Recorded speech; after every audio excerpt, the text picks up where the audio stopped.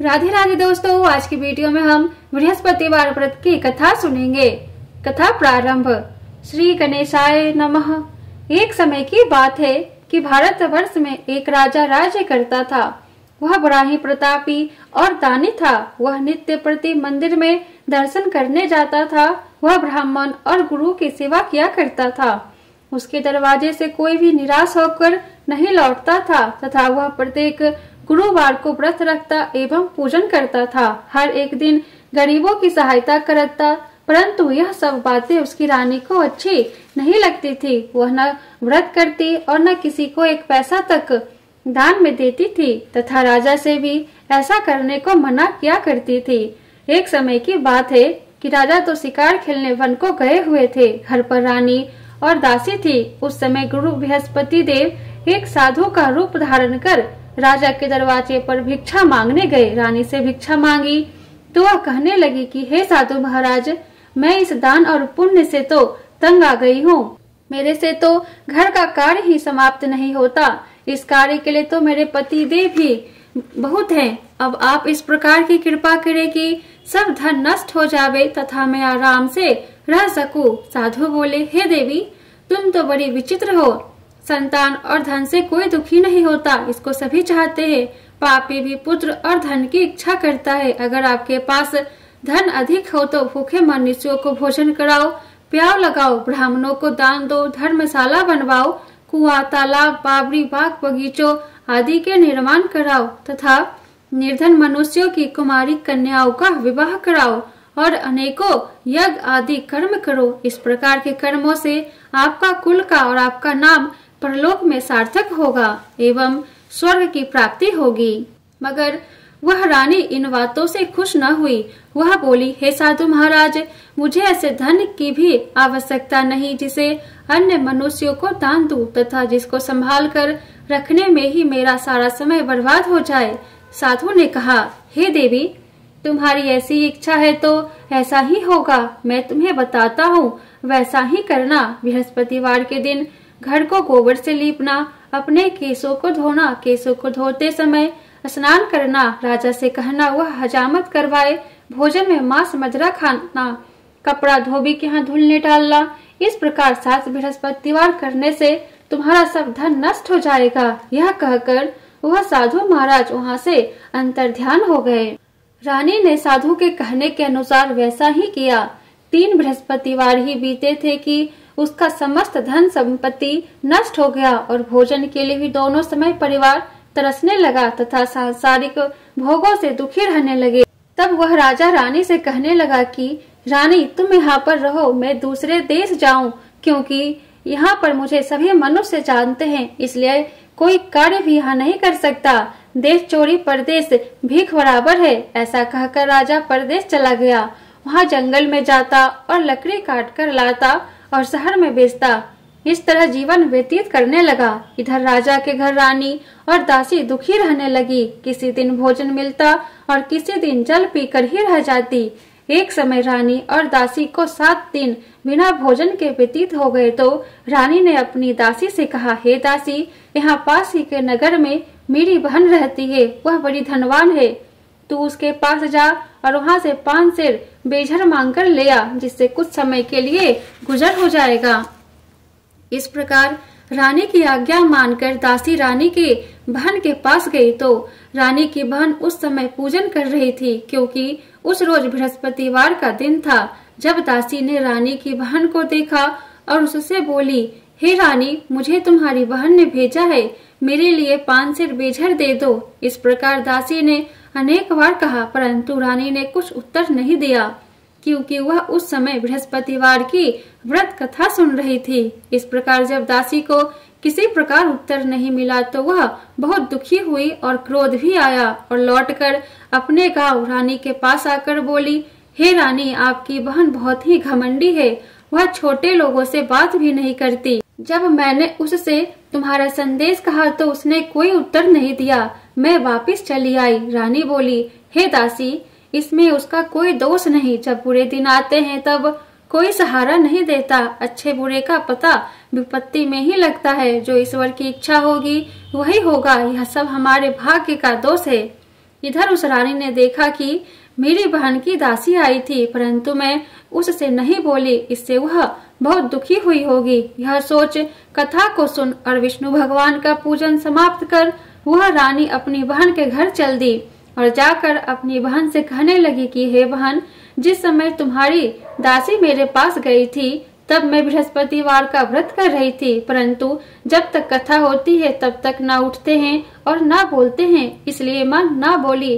कहो दासी क्यों गई थी? रानी बोली, हमारे घर में अनाज नहीं था, वैसे तुमसे कोई बात छिपी नहीं है, इसी कारण मैंने दासी को तुम्हारे पास 5 सेर बेझर लेने के लिए भेजा था। रानी बोली, बहन, बृहस्पति भगवान सबकी मनोकामना पूर्ण करते हैं, देखो शायद तुम्हारे घर में अनाज रखा हो। इस प्रकार का वचन जब रानी ने सुना तो घर के अंदर गई और वहां से उसे एक घड़ा बेझर का भरा मिल गया। तब तो वह रानी और दासी बहुत ही खुश हुई और दासी कहने लगी, हे रानी देखो, वैसे हमको जब अन्न नहीं मिलता तो हम रोज ही व्रत करते हैं, अगर इनसे व्रत की विधि और कथा पूछ ली जाए तो उसे हम भी किया करेंगे। तब उस रानी ने अपनी बहन से पूछा कि हे बहन, बृहस्पतिवार के व्रत की कथा कैसे है तथा वह व्रत कैसे करना चाहिए? रानी की बहन ने कहा, इस व्रत में चने की दाल मुनक्का से विष्णु भगवान का केले की जड़ में पूजन करे तथा दीपक जलावे, पीला भोजन करे तथा कहानी सुने। इस प्रकार करने से गुरु भगवान प्रसन्न होते हैं, अन्न पुत्र धन देते हैं और मनोकामना पूर्ण करते हैं। इस प्रकार रानी और दासी दोनों ने निश्चय किया कि बृहस्पति भगवान का पूजन जरूर करेंगे। 7 दिन बाद जब बृहस्पतिवार आया तो उन्होंने व्रत रखा, घुड़साल में जाकर चना गुड़ बिन लाई तथा उसकी दाल से केले की जड़ तथा विष्णु भगवान का पूजन किया। अब भोजन पीला कहाँ से आवे? बेचारी बहुत दुखी हुई, परंतु उन्होंने व्रत किया था, इस कारण गुरु भगवान प्रसन्न थे। वे महात्मा के रूप में 2 थालों में सुंदर पीला भोजन लेकर आए और दासी को देकर बोले, हे दासी, यह तुम्हारे और रानी के लिए भोजन है, तुम दोनों करना। दासी भोजन पाकर बहुत प्रसन्न हुई और रानी से बोली, चलो रानी जी भोजन कर लो। रानी को इस विषय में कुछ पता नहीं था, इसलिए वह दासी से बोली, तू ही भोजन कर, क्योंकि तू हमारी व्यर्थ में हंसी उड़ाती है। दासी बोली, एक महात्मा भोजन दे गए हैं। रानी कहने लगी, वह भोजन तेरे लिए ही दे गए हैं, तू ही भोजन कर। दासी ने कहा, वह महात्मा हम दोनों को 2 थालों में भोजन दे गए हैं, इसलिए हम और तुम दोनों ही साथ साथ भोजन करेंगी।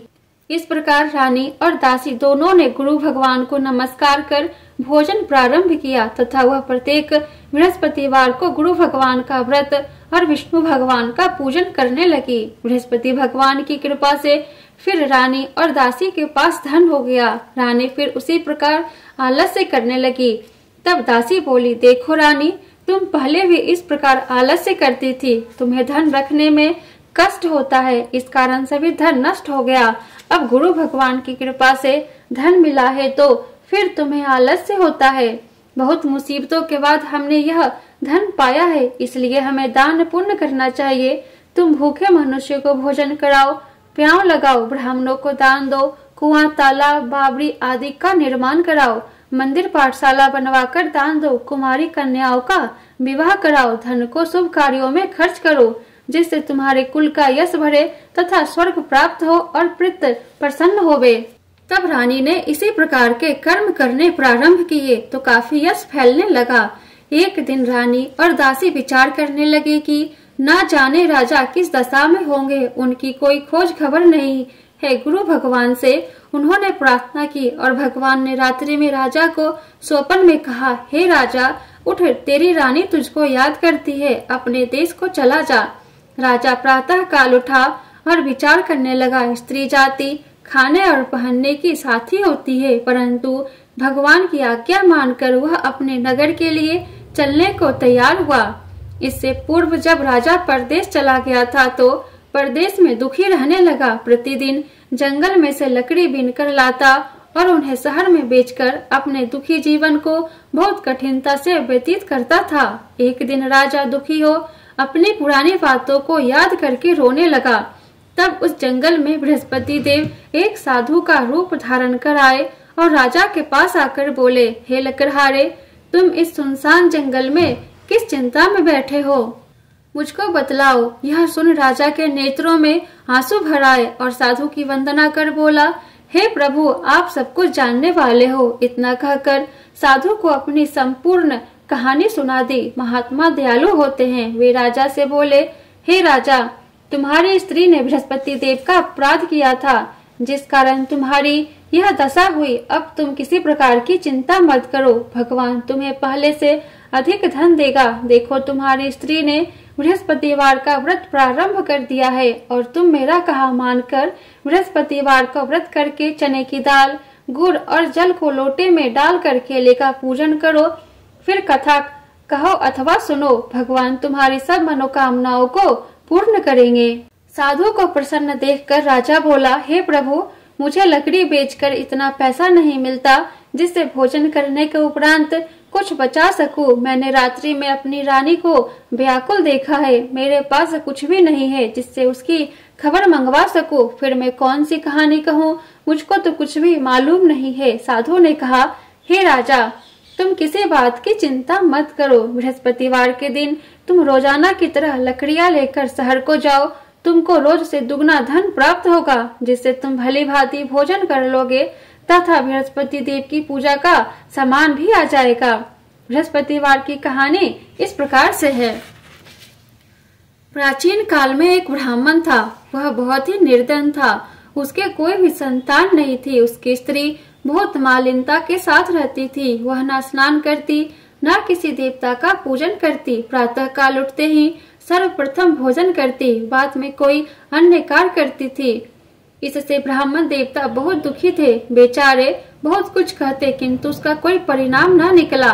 भगवान की कृपा से ब्राह्मण की स्त्री के कन्या रूपी रत्न पैदा हुआ और वह कन्या अपने पिता के घर में बड़ी होने लगी। वह बालिका प्रातः स्नान करके विष्णु भगवान का जप करने लगी, बृहस्पतिवार का व्रत करने लगी।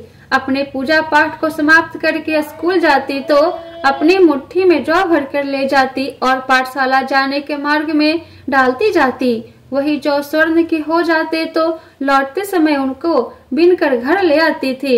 एक दिन वह बालिका सूप में उन सोने को जौ को फटक कर साफ कर रही थी।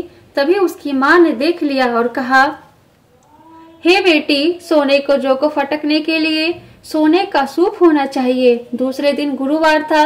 इस कन्या ने व्रत रखा और बृहस्पति देव से प्रार्थना करके कहा, हे प्रभु, मैंने आपकी पूजा सच्चे मन से की हो तो मेरे लिए सोने का सूप दे दो। बृहस्पति देव ने उसकी प्रार्थना स्वीकार कर ली। रोजाना की तरह वह कन्या जौ फैलाती हुई जाने लगी। जब लौटकर जौ बीन रही थी तो बृहस्पति देव की कृपा से उसे सोने का सूप मिला। उसे वह घर ले आई और उससे जौ साफ करने लगी, परंतु उसकी माँ का वही ढंग रहा।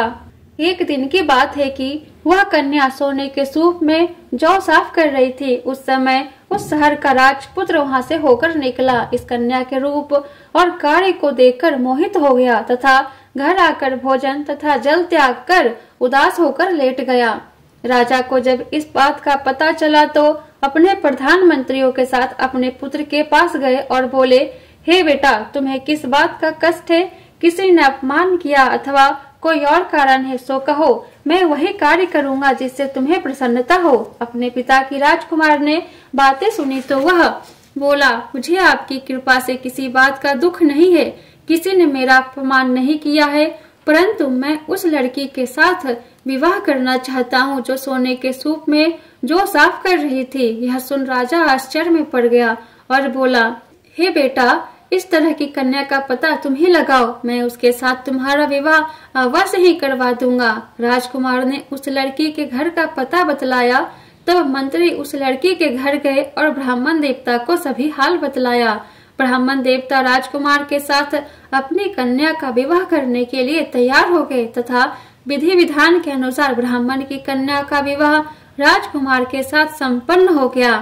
कन्या के घर से जाते ही पहले की भांति उस ब्राह्मण देवता के घर में गरीबी का निवास हो गया।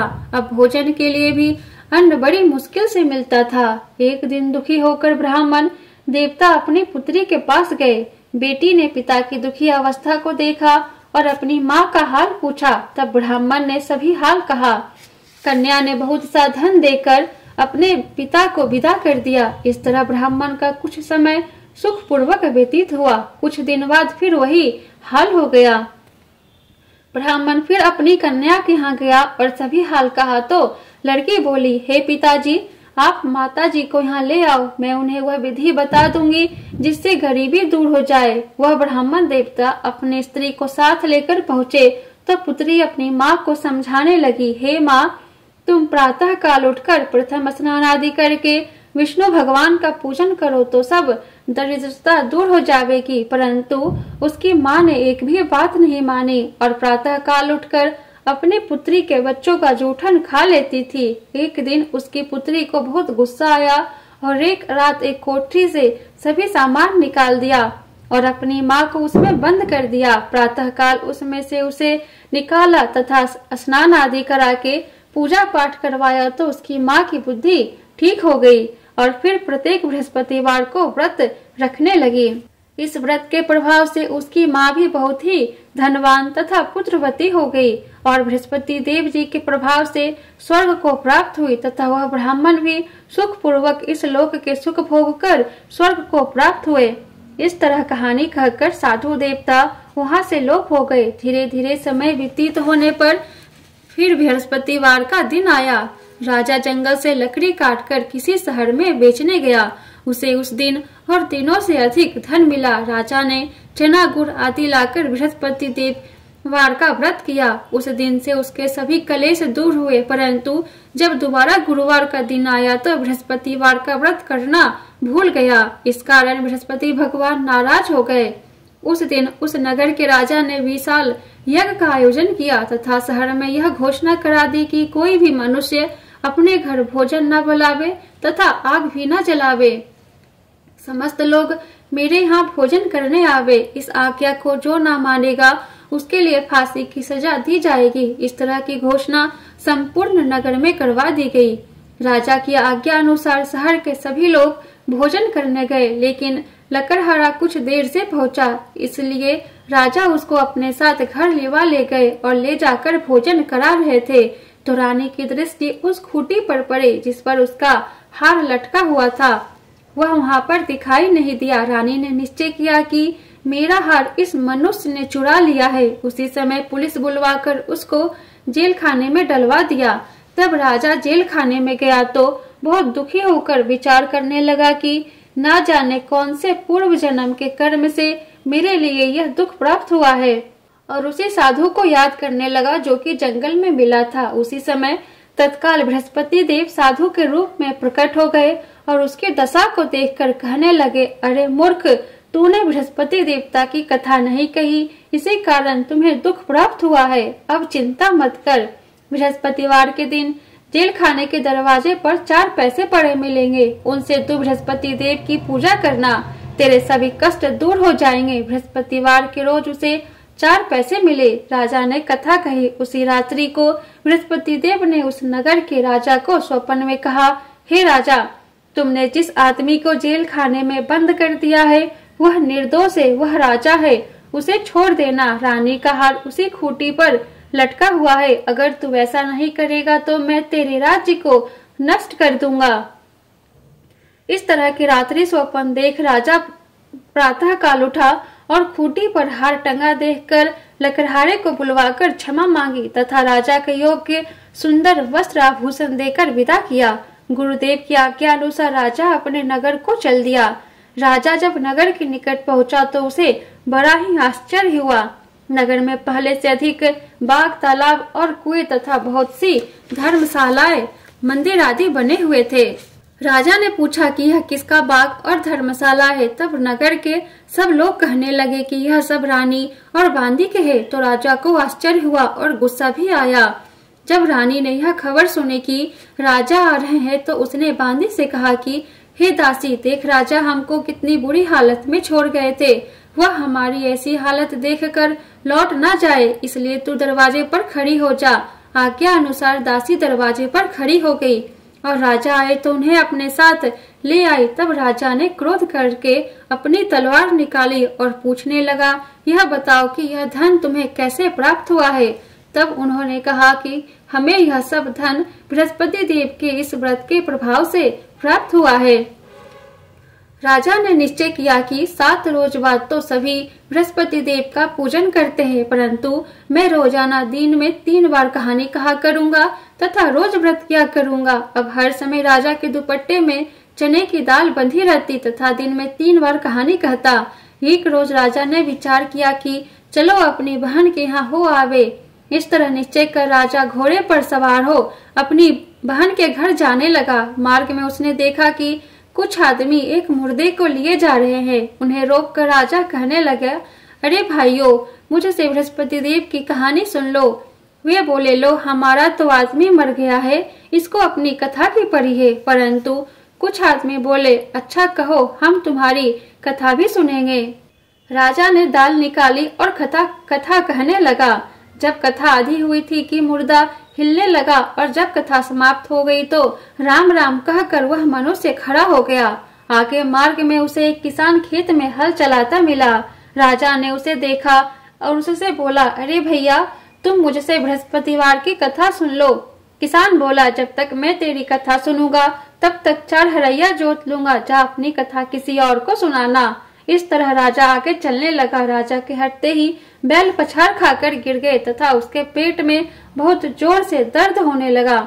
उस समय उसकी माँ रोटी लेकर आई। उसने जब यह देखा तो अपने पुत्र से सब हाल पूछा और बेटे ने सभी हाल कह दिया। तो बुढ़िया दौड़ी दौड़ी उस घुड़सवार के पास गई और उससे बोली, मैं तेरी कथा सुनूंगी, तू अपनी कथा मेरे खेत पर चलकर ही कहना। राजा ने बुढ़िया के खेत पर जाकर कथा कही, जिसके सुनते ही वह बैल खड़े हुए तथा किसान के पेट का दर्द बंद हो गया। राजा अपनी बहन के घर पहुंच गया। बहन ने भाई की खूब मेहमानी की। दूसरे रोज प्रातः काल राजा जागा तो वह देखने लगा कि सब लोग भोजन कर रहे हैं। राजा ने अपनी बहन से कहा कि ऐसा कोई मनुष्य है जिसने भोजन नहीं किया हो, मुझसे बृहस्पतिवार की कथा सुन ले। बहन बोली, हे भैया, यह देश ऐसा ही है, पहले यहाँ लोग भोजन करते हैं, बाद में अन्य काम करते हैं। अगर कोई पड़ोस में हो तो देख आओ। वह ऐसा कहकर देखने चली गई, परंतु उसे कोई भी ऐसा व्यक्ति नहीं मिला जिसने भोजन न किया हो। अतः वह एक कुम्हार के घर गई जिसका लड़का बीमार था। उसे मालूम हुआ कि उनके यहाँ 3 रोज से किसी ने भोजन नहीं किया है। रानी ने अपने भाई की कथा सुनने के लिए कुम्हार से कहा। वह तैयार हो गया। राजा ने जाकर बृहस्पतिवार की कथा कही, जिसको सुनकर उसका लड़का ठीक हो गया। अब तो राजा की प्रशंसा होने लगी।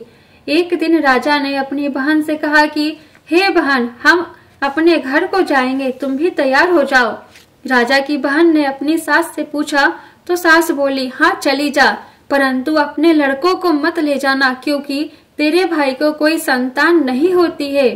बहन ने अपने भैया से कहा, हे भैया, मैं तो चलूंगी मगर कोई बालक नहीं जाएगा।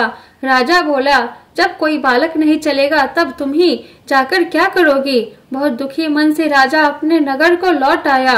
राजा ने अपनी रानी से कहा, हम निर्वंशी राजा है, हमारा मुंह देखने का धर्म नहीं है और कुछ भोजन आदि नहीं किया। रानी बोली, हे राजन, बृहस्पति देव ने हमें सब कुछ दिया है तो वो हमें संतान भी अवश्य देंगे। उसी रात को बृहस्पति देव ने राजा को स्वप्न में कहा, हे राजा, उठ, सभी सोच त्याग दे, तेरी रानी गर्भ से है। राजा को यह बात सुनकर बहुत खुशी हुई। 90 महीने में उसके गर्भ से एक सुंदर पुत्र पैदा हुआ। तब राजा बोला, हे रानी, स्त्री बिना भोजन के रह सकती है पर बिना कहे नहीं रह सकती। जब मेरी बहन आवे तो तुम उससे कुछ न कहना। रानी ने सुनकर हाँ कर दी। जब राजा की बहन ने यह शुभ समाचार सुना तो वह बहुत खुश हुई तथा बधाई लेकर अपने भाई के यहाँ आई। तभी रानी ने कहा, घोड़ा चढ़कर तो नहीं आई, गधा चढ़कर आई। राजा की बहन बोली, भाभी, मैं इस प्रकार ना कहती तो तुम्हें औलाद कैसे मिलती। बृहस्पति देव ऐसे ही है, जैसी जिसके मन में कामनाएं होती है सभी को पूर्ण करते हैं। जो सद्भावना पूर्वक बृहस्पतिवार का व्रत करता है एवं कथा पढ़ता है अथवा सुनता है और दूसरों को सुनाता है, बृहस्पति देव उसकी सभी मनोकामना पूर्ण करते हैं। भगवान बृहस्पति देव उनकी सदैव रक्षा करते हैं। संसार में सच्ची भावना और श्रद्धा से भगवान जी का पूजन व व्रत करते हैं, उनकी सभी मनोकामनाएं पूर्ण होती है। जैसे सच्ची भावना से रानी और राजा ने उनकी कथा का गुणगान किया तो उनकी सभी इच्छाएं बृहस्पति देव जी ने पूर्ण की थी। इसलिए सबको कथा सुनने के बाद प्रसाद लेकर जाना चाहिए। हृदय से उनका मनन करते हुए जयकारा बोलना चाहिए। बोलो बृहस्पति देव की जय, विष्णु भगवान की जय। इति बृहस्पतिवार की कथा समाप्त। ओम जय बृहस्पति देवा, स्वामी जय बृहस्पति देवा। छिन छिन भोग लगाऊं, छिन छिन भोग लगाऊं, कदली फल मेवा। ओम जय बृहस्पति देवा, स्वामी जय बृहस्पति देवा। तुम पूर्ण परमात्मा, तुम अंतर्यामी, स्वामी तुम अंतर्यामी।